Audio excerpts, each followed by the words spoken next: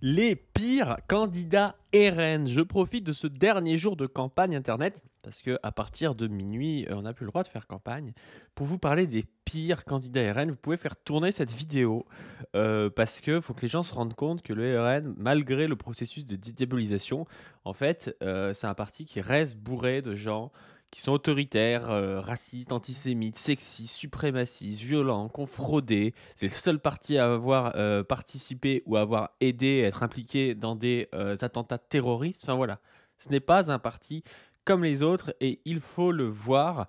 Du coup, on va se faire quelques extraits de candidats RN, mais c'est totalement lunaire et je vais vous donner un outil. Cet outil, c'est, cette carte.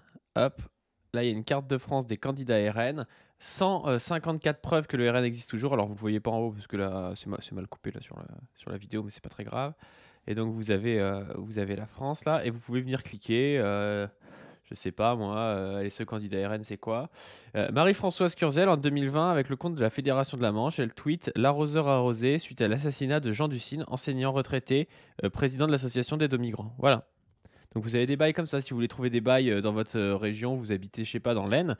Jocelyn de Seigné, sur Facebook, il a posé avec un t-shirt du groupe de rock identitaire In Memoriam, qui a notamment repris un chant de la marche de la jeunesse hitlérienne, La Colonne. Il est sanctionné pour avoir insulté Mathilde Panot de poissonnière dans l'hémicycle en 2023.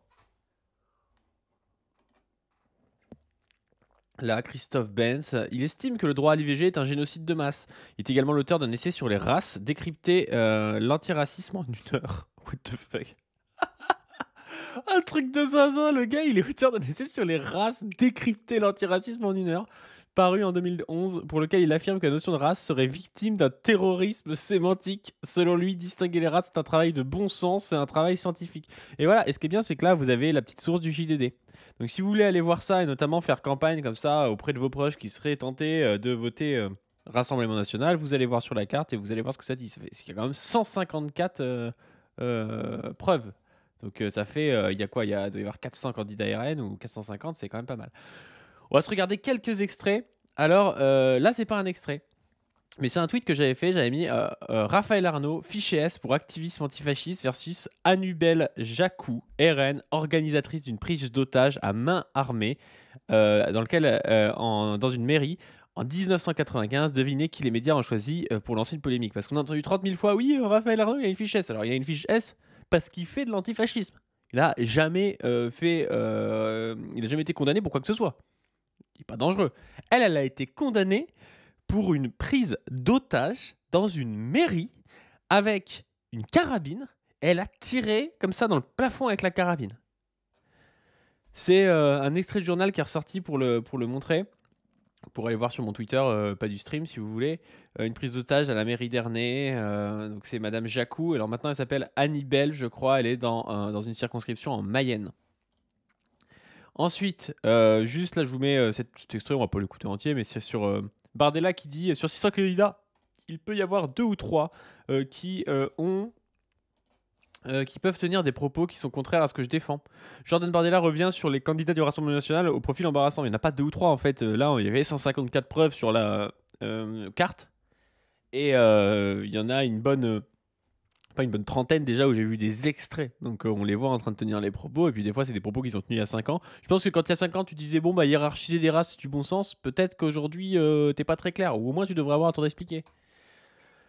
Là, on va partir sur un extrait. Alors là, c'est une candidate du RN, Céline Humblo-Cornille, qualifiée au second tour, qui s'est retrouvée incapable de répondre à une question sur le pouvoir d'achat et tourne en boucle sur l'immigration. Mais ça, c'est incroyable. Regardez ce qu'ils essaient d'envoyer comme personne à l'Assemblée nationale. Cornille, vos propositions sur le pouvoir d'achat, par exemple la baisse de la TVA Oui, sur tout à fait. certains produits liés à l'énergie, elle est non financée? Bah, Dites-nous. écoutez, de toute façon, l'argent, on va en trouver. Hein, Ah ben où? mais il y a plein de moyens de réduire, justement, par exemple, en... Ça, c'est trop drôle, ça, c'est les candidats RN.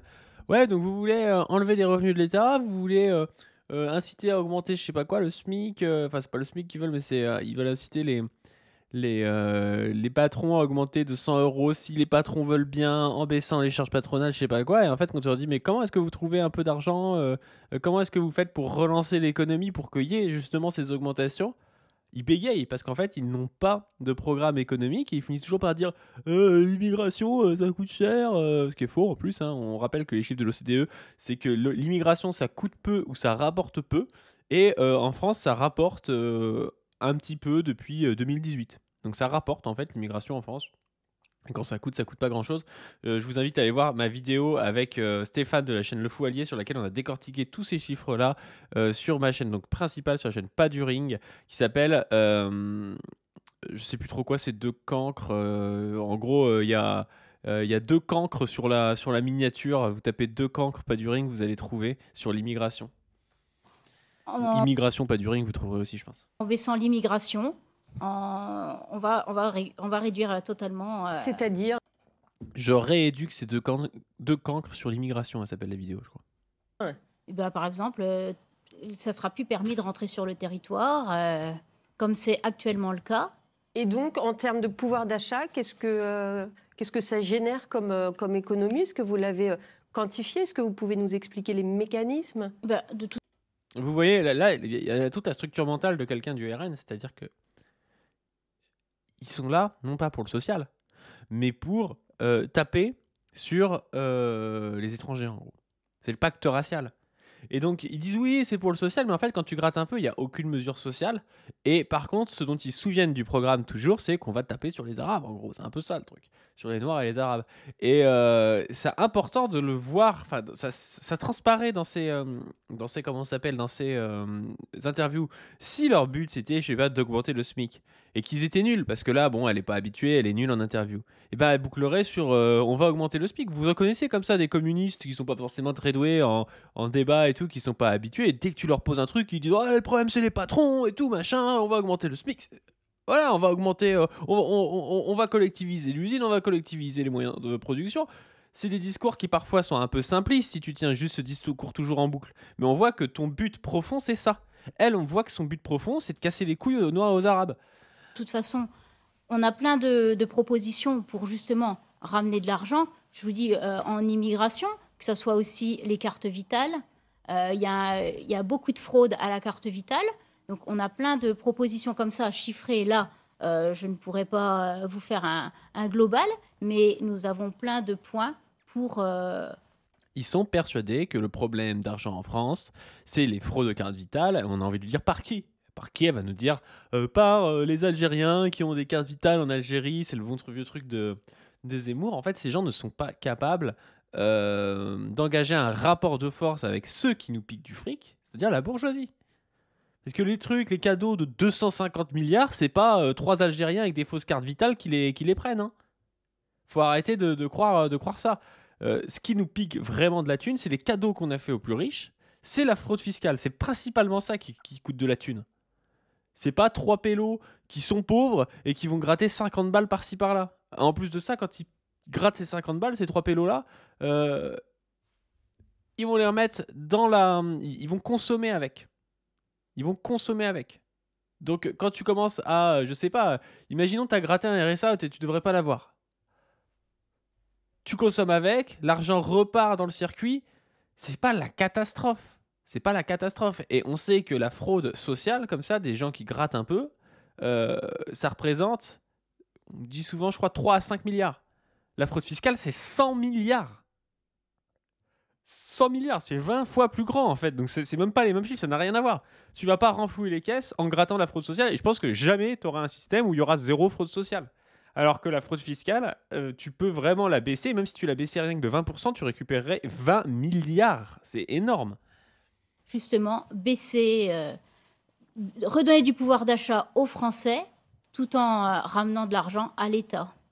Puisque là, les Français ne peuvent plus boucler les fins de mois. Le 10-15, il n'y a plus rien sur les comptes. Donc il est grand temps de penser à eux. Putain, mais c'est super intéressant. C'est plus intéressant de la voir elle que de voir Bardella parce que ça transpire en fait cette idéologie, quoi. Ces espèces de fausse idéologie sociale. Ouais, il n'y a plus rien, le 10-15 du mois, mais qu'est-ce que vous allez faire? Oh, on va couper les vannes de l'immigration. C'est pas trop le rapport, mais voilà. On va casser les couilles aux Noirs et aux Arabes et bon, on n'aura toujours plus rien au 10-15 du mois, mais au moins il n'y aura plus de Noirs et d'Arabes, quoi. De leur donner une bouffée d'oxygène. Et nos propositions sont en faveur justement des ménages français qui vont retrouver du pouvoir d'achat. Et Céline Blocorny pour le Rassemblement national. Sur cette question du pouvoir d'achat, c'est vrai que c'est un sujet qu'on entend beaucoup dans la bouche des électeurs du Rassemblement national. On l'entend beaucoup, ça veut dire... Mais moi, pour en avoir parlé à pas mal d'électeurs du Front National, du Rassemblement National ces derniers temps, à la fois, ils parlent beaucoup de pouvoir d'achat, mais dès que tu grattes, en fait, et que tu leur montres au final que évidemment, si t'es pour le pouvoir d'achat, aujourd'hui, tu votes Nouveau Front Populaire. C'est pas, les programmes n'ont rien à voir. Et Bardella a fait demi-tour sur la retraite, il veut pas augmenter le SMIC, le truc de la TVA, il veut plus le faire, même si c'était pas une très très bonne idée, mais voilà, il veut plus le faire. Bah, tu vois qu'en fait, derrière ça, il y a quand même les Noirs et les Arabes. Et en fait, ce qui est intéressant à voir, je pense, c'est que c'est plus facile de dire ouais, moi je vote RN pour augmenter le pouvoir d'achat, alors qu'au fond, toi, alors tu te l'avoues pas, c'est pour casser les couilles aux Noirs et aux Arabes, que l'inverse. T'as personne, il y a des gens qui vont te le dire, mais c'est rare quelqu'un qui va dire ouais, moi je vote RN pour être raciste. Non, les gens diront ah, je vote RN pour augmenter le pouvoir d'achat. Puis en fait, tu grattes un peu et c'est des causes racistes derrière, qu'elles soient conscientes ou non. Dire qu'il y a une très forte attente sur ce point de votre programme. Le risque, c'est si vous n'allez pas rapidement et si vous n'obtenez pas rapidement des résultats, si vous obtenez la majorité absolue à l'Assemblée nationale dimanche, c'est de décevoir et de créer une très forte frustration. Oui, mais pourquoi nous n'y arriverions pas? En vrai, c'est triste comme débat. Hein.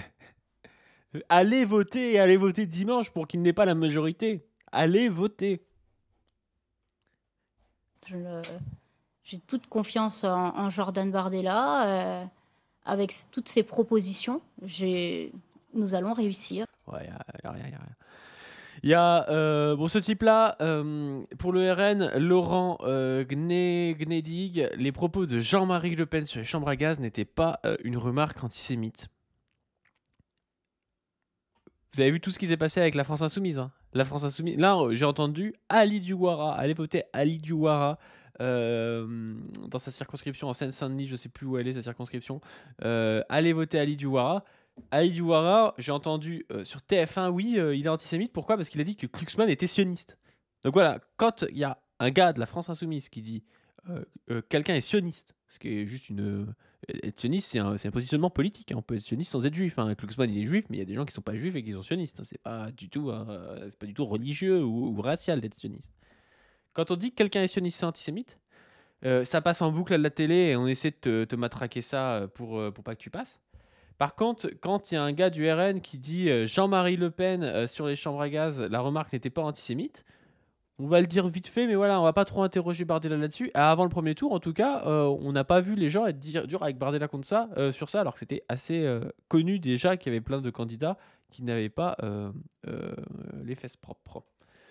Alors lui, il est très bon aussi. Lui, il est trop drôle. Regardez ça. C'est un débat, c'est trop drôle. Lui, je sais pas ce qu'il est. Je pense qu'il est de droite. Je sais pas trop, mais je pense qu'il est de droite, genre macroniste ou Horizon. Et puis lui, c'est le RN. Aujourd'hui, il faut diminuer également tous les taxes, les impôts. Lesquels? Les taxes, tout ce qui ruine les entreprises. Donnez-nous un exemple. Nous, on a baissé les impôts sur les entreprises de 33 à 25%. Oui. De quels impôts, quelles taxes sur les entreprises voulez-vous baisser? Toutes les taxes. Oh là là, il bégaye le mec. Non mais c'est là, lui, c'est le... Voilà, donc il a l'air d'être macroniste, il dit on ou alors Horizon. Il dit nous on a fait ça, qu'est-ce que vous voulez faire? Lui, en fait on croirait à un match, genre, tu sais le match de boxe entre un amateur genre qui vient de commencer depuis une semaine, et lui, bon c'est pas un professionnel, mais c'est un amateur qui a 12 ans de boxe en fait. Et vous allez voir, lui il est à peu près sérieux, lui il raconte n'importe quoi. Qui sont liés à... Donnez-nous un exemple. On va passer à notre deuxième dossier.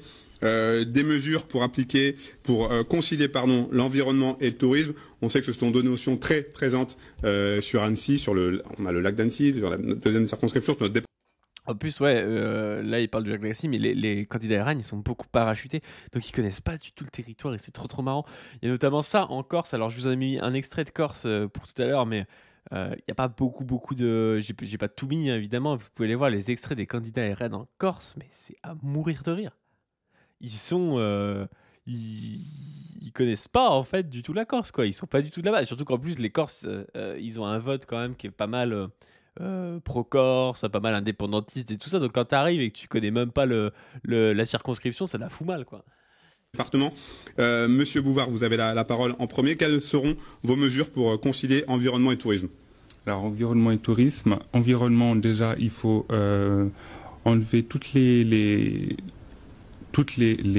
lois qui sont complètement débiles sur les voitures. Comment ils ont choisi leurs candidats? C'est ça qui est ouf. C'est comme ils militent pas, ils ont des mecs comme ça, quoi. Le parti, le Rassemblement national, ça a 53 ans, je crois, comme parti. Normalement, ils sont censés avoir formé des gens partout en France. C'est pas normal qu'ils se retrouvent avec des types où t'as l'impression que, comme ça, lui, il s'est déclaré je veux bien l'être. Il y a un gars qui a dit ouais, bon, ok, t'es député. Enfin, tu vas potentiellement être député, quoi. C'est n'importe quoi. Tu prends la France Insoumise, ça a même pas 10 ans comme mouvement. Et il y a des gens beaucoup plus sérieux que ça dedans, parce qu'il y a de l'émulation, il y a de la formation, il y a du militantisme. Voitures à faible émission, sur toutes les... Faut enlever les lois sur les voitures à faible émission. Qu'est-ce qu'ils racontent? Les thématiques écologiques, l'écologie punitive, tout ça, ça doit cesser tout de suite. On doit revenir au localisme, produire plus près, produire pas tout. On ne pourra pas tout produire, mais au plus près et le plus possible français. Putain, c'est ouf. Parce qu'en plus, ces mecs-là, ils y croient, ils pensent, ouais, le localisme. Moi, je suis plutôt d'accord hein, sur des trucs, notamment la bouffe et tout, produire local et tout, ça crée moins d'émissions de CO2, c'est bien, voilà. Mais faut pas se voiler la face. Le RN est pour les accords de libre-échange. Donc, si tu mets sur le marché du bœuf brésilien qui est 2 fois moins cher que le nôtre, le producteur local, il sera baisé. Il pourra pas concurrencer. Donc, soit tu es pour les accords de libre-échange, soit tu es pour le localisme. Mais tu n'es pas pour les deux, en fait. C'est pas possible. Ou alors, il faut expliquer clairement quelles sont les démarches. Tu peux pas juste balancer des termes comme ça. Moi, je suis pour que l'écologie, ça marche et qu'on mange local. Et puis voilà. Bah non, mais tout le monde est pour ça, en fait. La restauration collective devra utiliser des produits français, pas bio, français. Pas bio, pourquoi pas bio? Le mec, ouais, faut à tout prix utiliser des produits pas bio. Ensuite, il y a un autre sujet concernant le tourisme. Il y a aussi l'histoire des Airbnb. Alors, j'ai vu que M. Armand, c'est un sujet qui vous tient à cœur, l'histoire des Airbnb. Sachant que moi, je suis d'accord pour limiter les Airbnb, mais je veux que ça soit limité à un nombre de... En plus, il dit moi je suis d'accord pour. On croirait que c'est pas dans le programme, mais c'est lui comme ça. Bon, ok, lui il a son avis comme s'il dirigeait quoi que ce soit. Ce mec, c'est un peu n'importe quoi. Un Airbnb par foyer, ce qui permettrait de pas taper sur les gens qui ont seulement ça comme source de revenus. Mais c'est dans le programme ou pas? Qui a seulement Airbnb comme source de revenus? Au bout d'un moment, si tu as seulement ça comme source de revenus, c'est peut-être problématique. Bon, on va se terminer par un Corse, parce que là, je vais devoir partir au taf. Parce que je vous fais cette vidéo avant le taf, hein, voilà, je suis votre serviteur. On va regarder ça, c'est en Corse. C'est pas une raison parce que nous sommes extrême droit, extrêmement droit, que nous sommes d'extrême droite. Vous comprenez? Voilà. J'avoue que j'ai pas tout compris là. C'est quand même un amateur qui a construit et qui a piloté l'Arche. Et ce sont des professionnels qui ont construit et piloté le Titanic. Le seul problème, c'est qu'il y en a qu'un qui est arrivé à bon port, vous voyez. Non mais le gars, il croit quoi? Le gars, l'arche de Noé, il pense que c'est un truc réel? Qu'est-ce que c'est que ça? C'est un mythe, c'est quelque chose... C'est quelque chose pour faire réfléchir, pour faire de la tradition par rapport à ça. Ça a un intérêt, mais c'est pas quelque chose... Il n'y a pas Noé qui a construit un arche magnifique. C'est n'importe quoi. Le mec, il dit ça comme un argument politique, quoi. Enfin, qui est convaincu par ce genre de truc? Ça n'a aucun putain de sens. C'est le vieux qui sort des expressions, vous allez voir, c'est trop drôle. J'avoue que j'ai pas tout compris là. Il ne suffit pas d'être connu pour faire un bon score, quoi. Hein. Oui, d'accord, mais c'est quand même un inconnu. Vous êtes un homme de gauche, donc vous êtes un immigrationniste. Un quoi? Immigrationniste, vous habillez père. Vous êtes un immigrationniste. Il reprend des éléments de langage de merde qu'il a entendu par Jordan, le gars. Vous êtes un immigrationniste, voilà, c'est comme ça. Si. Paul et Jacques pour habiller Mohamed Salif et Yongli. Mohamed Salif, Paul et Jacques. Immigrationniste, vous avez habillé Père Paul et Jacques pour habiller Mohamed Salif et Yongli. Ça veut dire quoi? 1, 2, 3, 4, 5. Et qu'en Corse, nous avons quand même 5000 travailleurs détachés qui obligent les nôtres à être attachés au Pôle emploi. D'accord? C'est une statistique. Putain. Mais trop bien de déshabiller Pierre, Paul et Jacques pour habiller Salif, Mohamed et Yongli. Statistique que vous avez pris. Oui, une statistique, sur l'INSEE. c'est ça. D'accord. C'est une statistique que vous avez pris. Oui. Putain, mais c'est tellement pas sûr de lui. On sait pas du tout si c'est vrai. C'est peut-être vrai, j'en sais rien, s'il y a 5000 travailleurs détachés en Corse. Mais ça paraît tellement bidon son truc. D'accord. Alors, je n'oublie rien parce que moi, je m'y connais. Nous Si, sommes ils font entre leur travail nous aussi. ici. Ça n'a plus rien à voir. Entre vous êtes pour ou contre le peuple corse? Non, il n'y a qu'un peuple. Nous sommes partis des petites patries françaises qui avons formé cette nation. Ça n'existe pas, le peuple corse. Des petites patries françaises. Tu sais, le mec, il croit qu'il y avait un seul peuple français qui a essaimé sur toute la nation, qu'il n'y avait pas déjà des habitants et tout. Enfin, c'est des types. Ouais, c'est une mentalité de colon, ça, pour le coup. Ils pensent que la France, c'est une colonie comme ça, tac. Il y a le même peuple qui s'est mis partout. N'importe quoi. Enfin, vraiment, le niveau des gars, quoi. Bon, on va s'arrêter là. Sur ce, je vous invite à donner sur le Tipeee, je vous invite à vous abonner sur cette chaîne et sur cette chaîne principale. Je vous annonce aussi, comme c'était la dernière avant les élections législatives, allez voter le 7 juillet. Moi, je vais prendre quelques vacances parce que j'ai beaucoup bossé là pour les élections législatives. Donc, je vais pas être là pendant 2-3 semaines. On va publier des shorts quand même, mais il n'y aura pas de capsule pendant 2 ou 3 semaines. Il y aura peut-être des émissions La Brèche si les copains veulent en faire sans moi. Ça peut être très cool. Donc, on va voir ça avec Dr Zoé, Position Revue et tout. S'ils invitent des gens et tout, ça peut être très sympa de publier des La Brèche. Mais voilà. Je vous invite d'ailleurs à aller voir la dernière émission de La Brèche avec Statis Koulelakis, c'était super. Et sur ce, je vous dis à plus. Et puis on se revoit en août. Moi, je vais prendre des petites vacances. Et puis j'espère que dimanche, ça va bien se passer. Je vous invite à aller voter. Sur ce, je vous dis à plus.